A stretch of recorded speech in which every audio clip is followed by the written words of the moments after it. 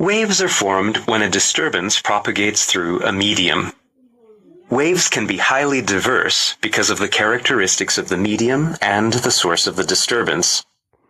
The simplest types of waves are mechanical waves that travel through gases, such as sound waves that travel through the air. The source of the sound causes air molecules to vibrate. Then, molecules that are already vibrating cause neighboring molecules to vibrate as well. This process is repeated, and this is how vibration propagates. If the direction in which the particles move is parallel to that of the wave propagation, longitudinal waves occur. Sound is always longitudinal in the air. The air is first compressed and then rarefied, and thus wavefronts are formed.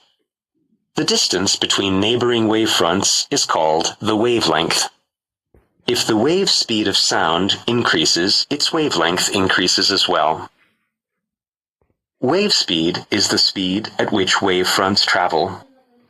This is not the same as the speed at which the particles themselves travel.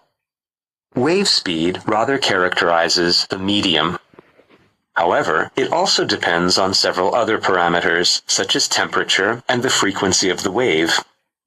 The wave speed of sound in the air at a low altitude is about 1,200 kilometers per hour. At a high altitude, it is only about 1,000 kilometers per hour, as the air is colder and less dense there. However, in a dense, solid medium, the speed of sound can be much higher. The number of wavefronts that reach the observer in 1 second is called the frequency. The higher the frequency of a sound, the higher the sound we perceive.